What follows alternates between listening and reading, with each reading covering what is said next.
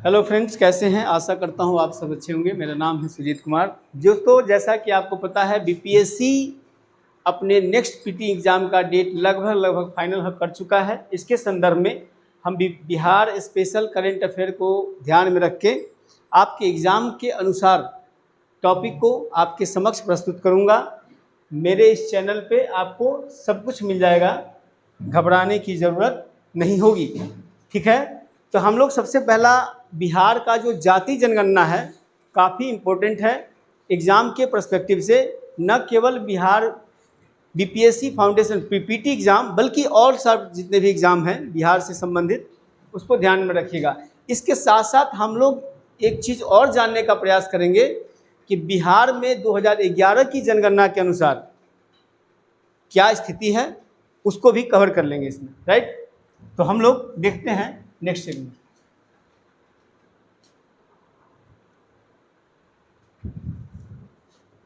जैसा बिहार में जाति सर्वेक्षण 2023 आपको मालूम है, 2 अक्टूबर 2023 को गांधी जी की 154वीं जयंती पर, ध्यान रखेंगे 154वीं जयंती पर, बिहार सरकार के डेवलपमेंट कमिश्नर विवेक सिंह ने ये आंकड़े जारी किए हैं। ठीक है, नाम को ध्यान रखिएगा, किसके जयंती पर, कितने नंबर के जयंती पर, इसको ध्यान रखिएगा। दूसरा, इस जनगणना के लिए बिहार विधानसभा ने 2019 में ही सर्वसम्मति से ये प्रस्ताव पारित कर चुका है। राइट, आंकड़ा क्या कहता है इसको देखिएगा। राज्य में परिवारों की कुल संख्या कितनी है? 2,83,44,160। 2,83,44,160। इसके बाद राज्य की कुल जनसंख्या कितनी है? ये बिहार जाति सर्वेक्षण की बात कर रहे हैं। अगला जनगणना तो अभी आएगा, उसमें जो होगा। बिहार स्टेट का जो जनगणना है उसके अनुसार 13,7,25,310। ये आंकड़े बिल्कुल ध्यान रखिएगा एग्जाम में। ठीक है, एग्जाम में आंकड़े जब पूछते हैं तो आंकड़ों के जाल में छात्र या कैंडिडेट जो है उलझ जाना उनका स्वाभाविक परिणति होता है, इसमें कोई शक नहीं है। इसके बाद हम चलते हैं, अगला सेगमेंट क्या कह रहा है। देखिए, बिहार में जाति आधारित जनगणना 2 चरणों में पूरी हुई है, इसको भी ध्यान रखना है। 2 चरण कौन सा? एक है प्रथम चरण आपका, जो कि 7 जनवरी से 21 जनवरी 2023 तक चला है।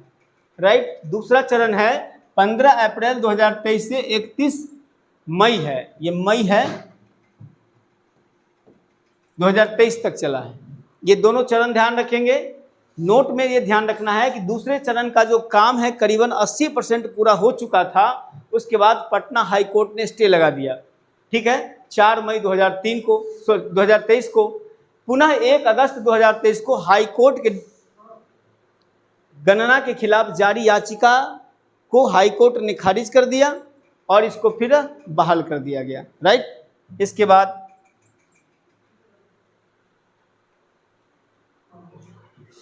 देखिए किस आधार पर याचिका को खारिज किया गया या दायर किया गया। जाति जनगणना कराना केंद्र के अधिकार क्षेत्र में आता है। आपको मालूम है, हमने पॉलिटी में भी पढ़ाया हुआ है, जनगणना कराना केंद्र के अधिकार क्षेत्र में आता है। ट्रांसजेंडर की दूसरी बात, बिहार में जो जाति जनगणना हुई उसमें ट्रांसजेंडर की कोई भूमिका यानी कोई काउंट नहीं किया गया है। तो इसके आधार पर हाई कोर्ट में ये मामला गया था। ठीक है, इसके बाद हाई कोर्ट में फिर चर्चा हुई और उसके बाद आगे मामला बढ़ा था। अब यहाँ पर थोड़ा सा इसका हिस्टोरिकल फैक्ट को जानेंगे कि भारत में अंतिम बार जाति आधारित जनगणना 1931 में हुई थी। 1931 के बाद जाति आधारित जनगणना भारत में पहला ऐसा राज्य है बिहार जो जाति आधारित जनगणना के आंकड़े प्रस्तुत किया है। ये भी ध्यान रखिएगा आपके एग्जाम के लिए। ठीक है, बिहार जाति आधारित जनगणना के आंकड़े जारी करने वाला भारत का पहला राज्य, जैसा कि मैंने अभी चर्चा किया। बिहार जनगणना 2023 में बिहार में कुल 6 धर्म थे, है ना, 6 धर्म हैं। राज्य में कुल जातियों की संख्या 214 है। ठीक है, और अन्य पिछड़ा वर्ग और अति पिछड़ा वर्ग संयुक्त रूप से कुल आबादी का 63% योगदान रखता है। अब बताइए कि आने वाले चुनाव में इस 63% पर फोकस करेगा आखिर 2% और 4% वाले को फोकस करेगा? 63% वाले जिसका वेटेज है, मैं आगे बताऊंगा किस किस का उसमें क्या क्या भूमिका है। इसकी भूमिका है सबसे ज़्यादा पिछड़ा वर्ग और अति पिछड़ा वर्ग, ओबीसी और ईबीसी, है ना, इन दोनों को मिलाकर 63% बिहार में पॉपुलेशन है।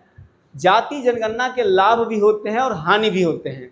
जिस पर्पस से जाति जनगणना कराई जाती है, राजनीतिक माहौल में उस पर्पस का लाभ उस समाज को देने का प्रयास रहता है।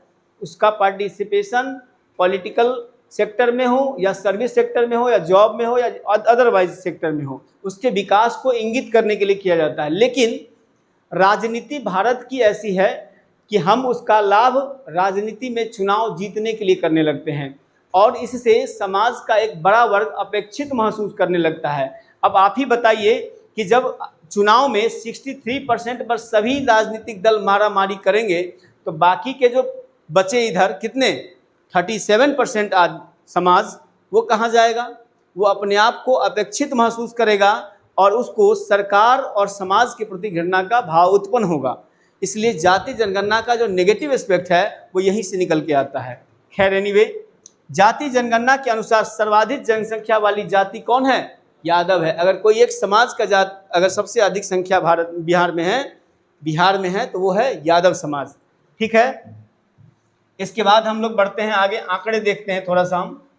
ठीक है, देखिए बिहार में किस जाति के कितने लोग हैं ये ध्यान रखिएगा, क्रोनोलॉजी में आपको दे देगा एग्जाम में। तो सबसे ज़्यादा कौन है? यादव है, इसके बाद रविदास है, इसके बाद कोयरी है जिसको कोयली कहते हैं, है ना, हंस रहे हो। इसके बाद ब्राह्मण है, राजपूत है, मुसहर है जिसको महादलित कहा जाता है बिहार में, भूमिहार है, कुर्मी है, मल्लाह है, बनिया है, कायस्थ है। ये राज्य की कुल आबादी में या जातियों की परसेंटेज है। आप एग्जाम के पर्सपेक्टिव से इनको बिल्कुल ध्यान रखिएगा, शुरू के 4। ठीक है, क्रोनोलॉजी में जब देगा सजाने के लिए तो इसमें। दूसरा बात, बिहार में जातिगत जनगणना के आंकड़े को अगर ध्यान में रखिएगा तो पिछड़ा वर्ग की जो संख्या है वो 27.12% है। ठीक है, और अति पिछड़ा वर्ग की कितना है? 36.01%। दोनों मिलाकर 63% की पॉपुलेशन हो जाती है। और चुनाव में अनुसूचित जाति और जनजाति ये दोनों का अगर देखिएगा आप कितना है, लगभग 21%, है ना। एससी और एसटी का दोनों मिला दिया जाए तो कितना है, लगभग अप्रॉक्सीमेट 21% है। सामान्य वर्ग में अदरवाइज जितने भी आते हैं इसके अलावा वो सब जो है 15.2% है। अब पिछड़ा वर्ग में ये लोग आते हैं, टारगेटेड स्टडी किया जाता है राजनीतिक दल के द्वारा और उसी के हिसाब से ये काम किया जाता है। ये इसका नेगेटिव एस्पेक्ट मैं बता रहा हूँ। खैर, आप बिहार के एग्जाम को ध्यान में रख के इनकी इस डेटा को बिल्कुल आप पन्नों पे उतार लीजिएगा और एग्जाम में मदद करेगा। ठीक है, आगे बढ़ते हैं।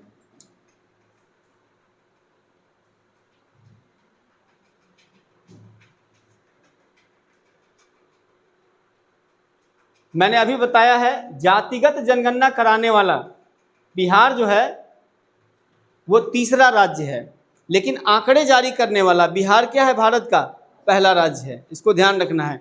जातिगत जनगणना कोई बिहार में पहली बार या भारत में पहली बार कोई राज्य नहीं करवाया है। इससे पहले भी राजस्थान और कर्नाटक ऑलरेडी ये कर चुका है, लेकिन आंकड़े जारी नहीं किए हैं। तो जो आंकड़ा जो जीता वही सिकंदर, जो आंकड़े जारी करेगा उसका नाम पहले आएगा। आपने कुछ भी कर लिया हो उससे क्या मतलब है ना। जब आपके दरवाजे पे लोग जाएगा, आप क्या खिलाते हैं ये ना डिपेंड करेगा कि आपका स्टेटस क्या है। आप घर में कुछ खाते हैं उससे क्या बहस है, वही हाल है यहाँ भी। आपने कितनी जनगणना करवाई, कई राज्यों ने करवाए, 2 राज्य ने करवाए, मतलब उससे नहीं है। मतलब है कि जो आंकड़े जारी किए। अगर आपके प्रश्न ये पूछा जाए कि भारत में निम्नलिखित में से किन राज्य ने जातिगत जनगणना नहीं करवाए हैं, तो ऑप्शन 3 को 4 को देगा। तो 3 राज्य तो ऑलरेडी करवा चुका है, यह याद रखना है, राजस्थान, कर्नाटक और बिहार, है ना। और जो ऑप्शन एक्स्ट्रा होगा वो आपका उत्तर होगा, यानी नहीं में। ठीक है।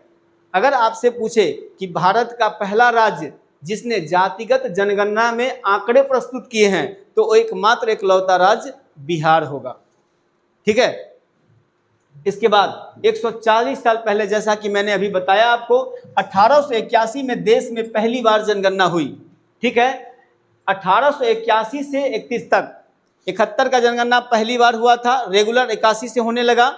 इसके बाद जनगणना जातियों की भी जनगणना हुई, 1881 से 1931 तक जाति जनगणना भी हुई है ब्रिटिश काल में। ब्रिटिश काल में क्यों हुई है? क्योंकि बांटो और राज करो की नीति, है ना, उसकी नीति रही है। इसके बाद 1941 में जातिगत जनगणना हुई, लेकिन आंकड़े जारी नहीं किए गए।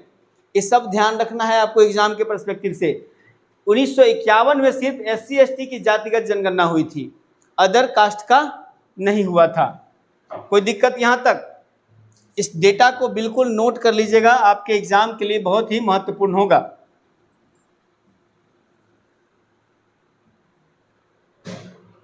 देखिए वही चीज है, मैंने जहां तक बताया था आपको, कुशवाहा जो है उसकी प्रतिशत कितनी है? 4.21%। शेख, ब्राह्मण 3.565। मोमीन, मुस्लिम कम्युनिटी में मोमीन होता है, उनकी जनसंख्या 3.54%। राजपूत की जनसंख्या 3.545%। मुसहर की जनसंख्या 3.08%। कुर्मी की जनसंख्या 2.87%। इसके बाद भूमिहार जो हैं वो 2.86% हैं। तेली हैं 2.81%। मलाह है 2.60%। बनिया है 2.31%। कानू है 2.21%। और धानुक है, जिसको मंडल इत्यादि टाइटल नहीं होता है, वो लोग 2.14%। ये जाति का ओवरऑल मोटा मोटी जो जाति है ना, उनका ये आंकड़ा है। ठीक है। यहां तक कोई दिक्कत है तो बताइए, नहीं ना है? इसके बाद देखिए 6 धर्म मैंने बताया था जाति जनगणना में। 6 धर्म में सबसे बड़ी आबादी आपको हिंदू आबादी है 81.99%, राइट। मुस्लिम आबादी 17.7%। ईसाई आबादी 0.05%। सिख आबादी 0.011%। बौद्ध आबादी 0.0851% और जैन आबादी 0.096%। अन्य धर्म में आ गया। अब आपको यहाँ से प्रश्न जो उठाएगा कि सबसे न्यूनतम जो धर्म को मानने वाले लोग हैं बिहार में, वो किस धर्म के हैं?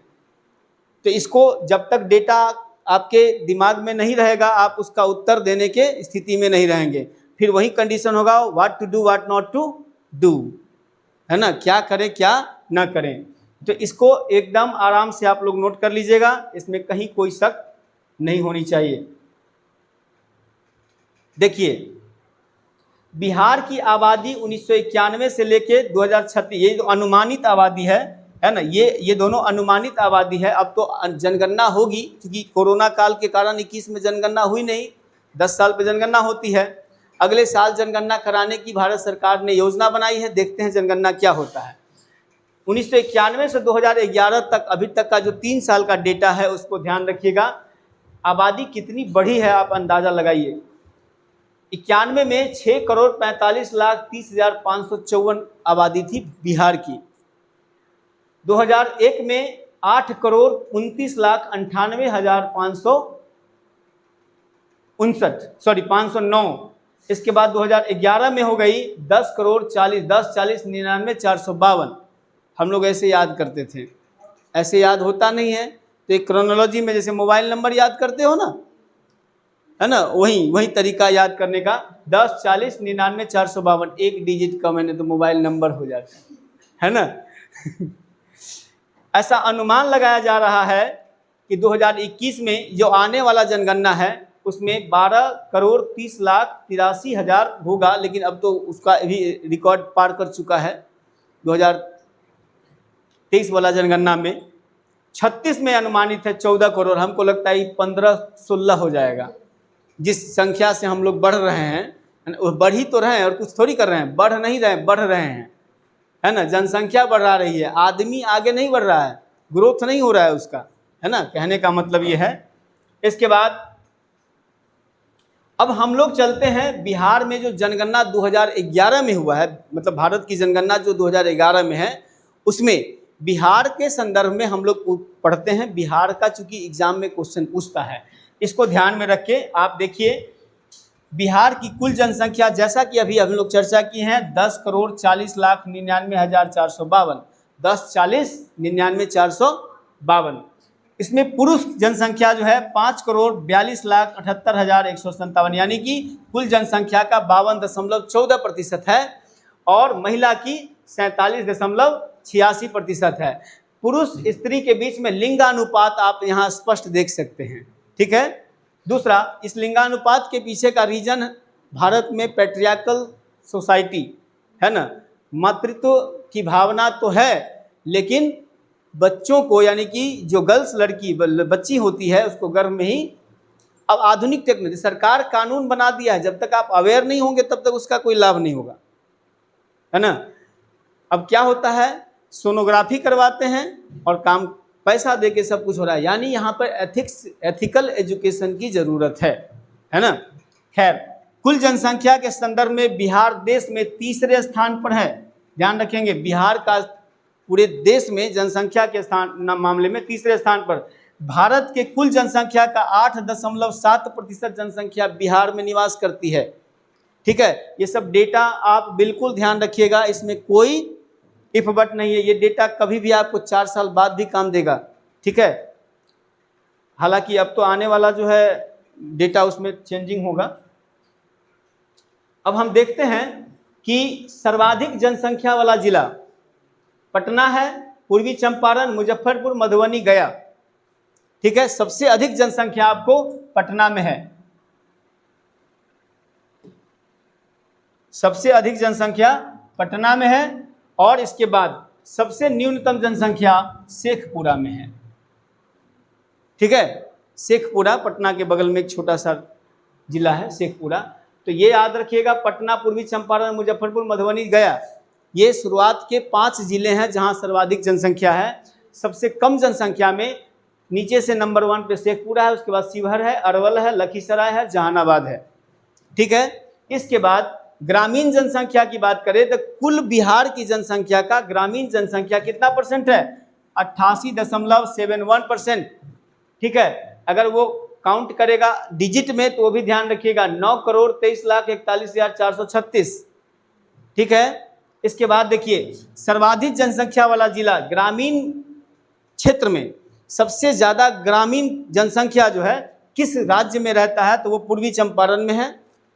इसके बाद मुजफ्फरपुर है, मधुबनी है, समस्तीपुर है, गया है, ठीक है। सबसे ज्यादा ग्रामीण जनसंख्या किस जिले में है, पूर्वी चंपारण, मुजफ्फरपुर, मधुबनी, समस्तीपुर, गया। सबसे कम जो ग्रामीण जनसंख्या है, न्यूनतम ग्रामीण जनसंख्या शेखपुरा, शिवहर, अरवल, लखीसराय, मुंगेर। इस सब को डेटा है, आपका डेटा याद कर लीजिएगा, नोट कर लीजिएगा, आपके लिए ज़्यादा बेनिफिशियल होगा। इसके बाद शहरी जनसंख्या अक्सर पूछ देता है आपके एग्जाम में कि बिहार में सर्वाधिक शहरी जनसंख्या कितना परसेंट है ना। तो ये है 11.12%, है ना, 129%, 11.129%, ठीक है। सबसे अधिक शहरी जनसंख्या, आंख मूंद के मारिएगा, पटना। जब क्रोनोलॉजी मिलाना होता है ना, तो जो सबसे पहले इसमें, अब देखिए एलिमिनेशन प्रोसेस को देखिए, एलिमिनेशन प्रोसेस कैसे अपनाया जाता है एग्जाम में। जो हमको मालूम है कि 100% परफेक्ट ये है आगे में, तो पटना, जो 4 ऑप्शन है ना, चारों में जिसमें पटना आगे होगा उसको आप सेंटर में रखिएगा, जिसमें पटना नहीं है उसको साइड कर दीजिए। बात समझ में आया ना। तो दो डिजिट, 2 ऑप्शन तो आपका हट गया, बाकी के 2 बचा। 2 में ये देखना है, पटना के बाद भागलपुर, इसके बाद गया, इसके बाद बेगूसराय, है ना। पटना, भागलपुर, गया और बेगूसराय, ये ध्यान रखेंगे। सबसे कम शहरी जनसंख्या कहाँ है? शिवहर में है, अरवल में है, कैमूर में है, खगड़िया में है। ठीक है। जो दशकीय वृद्धि है, डिकेड 10 साल में जो वृद्धि दर है वो क्या है? 2001 से 2011 तक, अभी हमने जनसंख्या आपको बताया था 6 करोड़ 45 लाख ऐसे ही था। आगे चल के क्या हुआ? 8 करोड़ 29 लाख हुआ। ये जो वृद्धि है 2001 से लेके 2011 के बीच में वो है 25.42%। ये सब प्रतिशत आपको याद रखना है। बिहार की यह दशकीय जनसंख्या वृद्धि वर्ष 1911 में 11 से 21 के बीच में ऋणात्मक रहा है। ये पूछता है एग्जाम में कि बिहार की जनसंख्या वृद्धि दर ऋणात्मक यानी नेगेटिव है ना, किस दशकीय वर्ष में रहा है? तो वो रहा है 1911 से 21 के बीच में। इस समय में बिहार का जनसंख्या वृद्धि जो है वो माइनस में रहा है, माइनस में वृद्धि किया, मतलब वृद्धि नहीं किया है, घटा है। हाँ, इस चीज को ध्यान रखिएगा। यानी कि कितना इसका वृद्धि रहा है? 0.97%। ये क्वेश्चन आपके एग्जाम में बहुत इंपॉर्टेंट बनता है। जिस प्रकार से जनगणना की गई है और जिस प्रकार के डेटाज निकल के आए हैं वो आपके लिए काफ़ी रेलेवेंट हैं, इसको आप बिल्कुल ध्यान रखेंगे। इसके बाद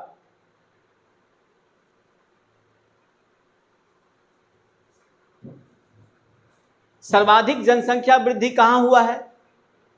जनसंख्या वृद्धि में चल रहे हैं हम लोग। तो सर्वाधिक जनसंख्या वृद्धि बिहार में किस जिला में हुआ है? वो जिला है आपका मधेपुरा। सहरसा, मधेपुरा, सुपौल इत्यादि का जो इलाका है पूर्वी उत्तरी बिहार में, पूर्वी उत्तरी बिहार में है वो इलाका। इसके बाद किशनगंज बगल में ही है, अररिया बगल में ही है, खगड़िया है ना, सब उसी इलाके में है। और पूर्वी चंपारण वो आ गया सीधा पश्चिम में। 4 पूरब में ही है, बाकी 1 पश्चिम में है। न्यूनतम जनसंख्या वृद्धि दर, सबसे कम जनसंख्या वृद्धि जिस जिला में हुआ है वो है गोपालगंज, अरवल, दरभंगा, रोहतास, मुंगेर। सीतामढ़ी का भी नाम आएगा, घबराइए नहीं। और शिक्षा में नीचे से दूसरा स्थान है ना है ना। जनसंख्या घनत्व में आइए, बिहार का जो जनसंख्या घनत्व है वो 1106 है ना प्रति स्क्वायर किलोमीटर। ठीक। यह बहुराष्ट्रीय घनत्व 382 से 724 अंक अधिक है। यह देश का सर्वाधिक सघन बसा हुआ राज्य है। यानी राष्ट्रीय स्तर पर घनत्व कितना है? 382 और बिहार का जो घनत्व है 1106 है, यानी 724 अंक ज़्यादा है। अब बताइए 1 किलोमीटर स्क्वायर में, वर्ग किलोमीटर में पूरे भारत में 382 लोग रहते हैं, बिहार में रहते हैं 1106 है ना। आपको मालूम है, एक इंफॉर्मेशन दे दूं, हड़प्पा सिविलाइजेशन में पर वर्ग किलोमीटर पर स्क्वायर किलोमीटर पर मात्र 6 आदमी था। 1 किलोमीटर के रेडियस में मात्र 6 आदमी निवास करता था। और आज के डेट में बिहार में कितना है? 1106। और पूरे भारत में कितना है? 382। ठीक है। अब देखिए कि हम लोग विज्ञान प्रौद्योगिकी में जितना विकास किए हैं उतना जनसंख्या में भी किए हैं, है ना चलिए आगे बढ़ते हैं। जो सर्वाधिक घनत्व वाला जिला है, डेंसिटी सबसे ज़्यादा कहाँ है? वो शिवहर में है। बगल में ही सीतामढ़ी जिला के बगल में शिवहर है ना। सीतामढ़ी के ही एक अंग को काटकर, पूर्वी चंपारण के एक अंग को काटकर शिवहर जिला बनाया गया। क्यों? क्योंकि वो उग्रवाद प्रभावित एरिया था। उग्रवाद प्रभावित एरिया को प्रशासनिक दृष्टिकोण से एक अलग एक अलग जिला का निर्माण किया गया, ताकि वहाँ पे उग्रवाद और आतंकवाद जैसी घटनाओं को, नक्सलाइट जैसी घटनाओं को आसानी से ठीक किया जा सके।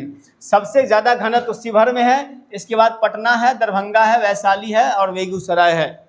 ठीक है। इसके बाद न्यूनतम घनत्व वाला जिला हो गया कैमूर या भभुआ। आप देखिएगा कि पश्चिम दक्षिण कोना पे पड़ता है वो, है ना, सोन नदी के पश्चिम, राइट। इसके बाद जमुई है, बांका है, ये सब दक्षिण बिहार में पड़ता है। पूर्वी चंपारण पश्चिम बिहार में पड़ गया, पश्चिम उत्तर बिहार में, रोहतास ये सब दक्षिण बिहार में है। ध्यान रखिए न्यूनतम घनत्व में नंबर 1 पे कैमूर और सर्वाधिक घनत्व में नंबर 1 पे। कभी कभी कंफ्यूजन होता है, पटना में जनसंख्या बहुत ज़्यादा है तो पटना में कंफ्यूजन नहीं होना है ना। पर स्क्वायर किलोमीटर पे लोगों की संख्या के आधार पर घनत्व निर्धारित होता है, इसको ध्यान रखना है। इसके बाद लिंगानुपात जो है सेक्स रेशियो राष्ट्रीय स्तर पर कितना है 943। बिहार का कितना है, ठीक है, ये बिहार का है 918, राष्ट्रीय स्तर पर 943 है। इसके बाद सर्वाधिक लिंगानुपात कहाँ है, गोपालगंज में। जहाँ लिटरेसी है वहाँ गोपालगंज में लिंगानुपात बेहतर है, ठीक है। इसके बाद सिवान, सारण, किशनगंज। न्यूनतम लिंगानुपात जो है आपको मुंगेर में है, भागलपुर, खगड़िया, शिवहर, ठीक। इस सबको बिल्कुल ध्यान रखेंगे एग्जाम वाले, और नहीं तो जान ही रहे हो। अभी बताए हैं जैसे गोपालगंज में 1021 है, सिवान, सारण, किशनगंज, ये नहीं बताए हैं। और सबसे कम जो है लिंगानुपात 836 है, कहाँ, मुंगेर में, ठीक है। साक्षरता दर पे आते हैं। जनगणना 2011 में बिहार की साक्षरता दर कितनी थी, 61.5%, है ना। पुरुष कितने साक्षर थे, 71.2%, महिला 51.1%। मतलब महिलाओं की स्थिति न केवल लिंगानुपात में बल्कि अपॉर्चुनिटी में भी देखने को मिल रहा है ना। खैर, सर्वाधिक साक्षरता दर कहाँ है, ठीक है, न्यूनतम साक्षरता दर, सर्वाधिक पुरुष साक्षरता, जहाँ पर सबसे ज़्यादा हुआ वहाँ पुरुषों भी तो होगा, लॉजिक वाली बात है। न्यूनतम पुरुष साक्षरता दर पूर्णिया में। इसके बाद सर्वाधिक महिला साक्षरता रोहतास। ये सब एक टर्मोलॉजी है जिसको ध्यान में रखना है, ठीक है। इसके बाद न्यूनतम महिला सहरसा, यहाँ पर बदल गया, सबसे कम महिला साक्षर सहरसा में है और सबसे कम पुरुष साक्षर कहाँ है, पूर्णिया में है, ठीक है। ये टर्म थोड़ा सा बदल गया, ध्यान रखिएगा। बिहार राष्ट्रीय स्तर पर, बिहार पुलिस तथा महिला साक्षरता दोनों के संदर्भ में सबसे निचली पायदान पर है। मतलब जॉब के बारे में बिहार का महिला साक्षरता दर 2001 में कितना था, ये सब डेटा है आपका, ये ध्यान रखेंगे।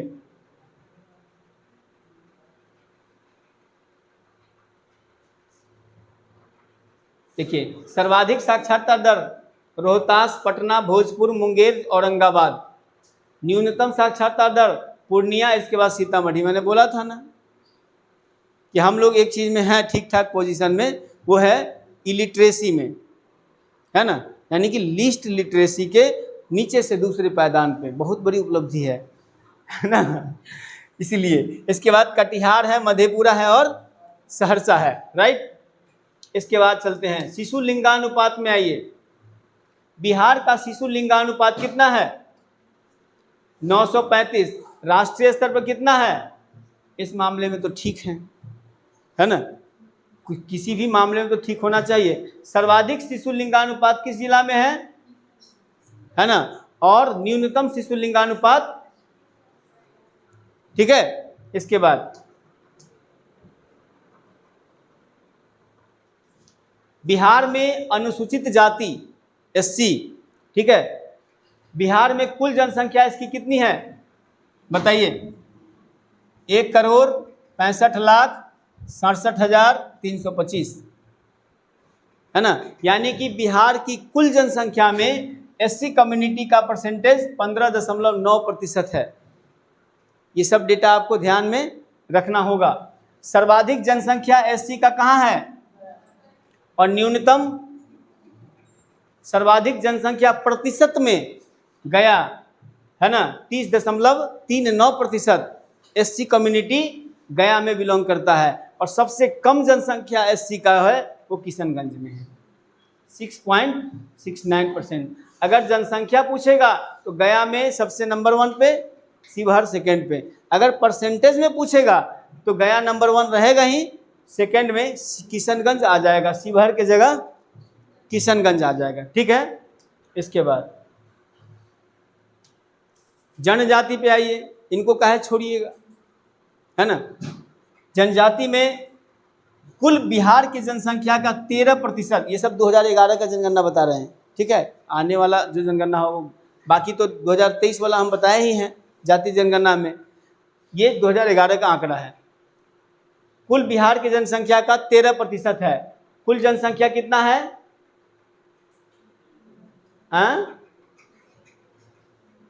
13,36,573, ठीक। सर्वाधिक जनसंख्या पश्चिम चंपारण में है। SC/ST कम्युनिटी का आपको हिंदी किताब में, 12वीं की हिंदी किताब में इनके बारे में चर्चा भी है, ST कम्युनिटी का, वहाँ है ना, गंडक किनारे, ठीक है। इसके बाद न्यूनतम जनसंख्या शिवहर में है। सर्वाधिक जनसंख्या प्रतिशत में पूछेगा तो पश्चिम चंपारण, और न्यूनतम जनसंख्या प्रतिशत में पूछेगा तो शिवहर की जगह यहाँ औरंगाबाद हो जाएगा। औरंगाबाद में खगड़िया हो जाएगा और समस्तीपुर, तीनों जिला आ जाएंगे। वहाँ पर मात्र 0.4% है ST जनसंख्या, ठीक है, तीनों जिला में।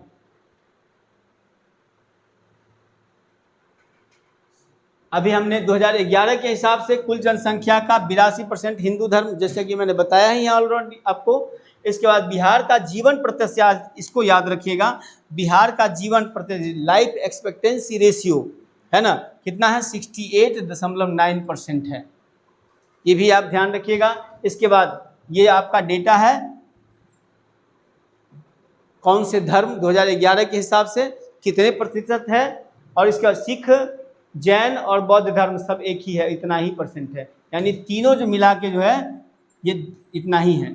सिख का भी 0.202% है, जैन का भी 0.02% है, बाकी इधर है अन्य में। ये पूछेगा आपको धर्म, किस धर्म की जनसंख्या 2011 के हिसाब से या फिर बिहार जाति जनगणना 2023 के हिसाब से, है ना। तो ये डेटा आपको याद करके या नोट करके रखना पड़ेगा, नहीं तो काम चलेगा नहीं। आजकल देखते हो KBC में भी पूछ रहा है करेंट अफेयर बहुत ज़्यादा। KBC में ऐसा करेंट अफेयर पूछ रहा है, उसका करेंट अफेयर बना लोगे तो एग्जाम में एक भी क्वेश्चन नहीं छूटेगा, एक क्वेश्चन नहीं छूटेगा। ऐसा करेंट अफेयर पूछ रहा है, KBC की बात कर रहा हूँ मैं। क्वेश्चन कहाँ से उठाएगा? बिहार में आयोग वाले जो है ना, मेहनत नहीं करना चाहते हैं, उनको बना बनाया मिल जाता है, उठा लेंगे, वो सेम क्वेश्चन उठा लेंगे। सोनी लिव एप्लीकेशन पे जाइए और उसका जो क्वेश्चन का रहता है ना, उसको जाइए, उसमें सारा क्वेश्चन मिल जाएगा आपको, डे बाय डे का क्वेश्चन। अभी तक 374 क्वेश्चन या 64 क्वेश्चन पूछ चुका है वो, जिसमें आप 40% से 30% क्वेश्चन करंट से रिलेटेड है। अगर इतना क्वेश्चन कवर कर लोगे, एक भी करंट अफेयर नहीं छूटने वाला है, ठीक है। तो आज के लिए इतना ही रहेगा, फिर हम बिहार से रिलेटेड नया करंट अफेयर, नया टॉपिक पे चलेंगे। आज हम लोगों ने चर्चा क्या किया है? जाति जनगणना 2023 बिहार के संदर्भ में, और बिहार के संदर्भ में जनगणना 2011 का रिपोर्ट, ये ना की है चर्चा। तो इसलिए इसको आप लोग नोट कर लीजिएगा एकदम आराम से, ठीक है। तब तक के लिए हम लोग फिर नेक्स्ट वीडियो में, नेक्स्ट क्लास में नया टॉपिक करंट अफेयर का लेके आते हैं, ठीक है।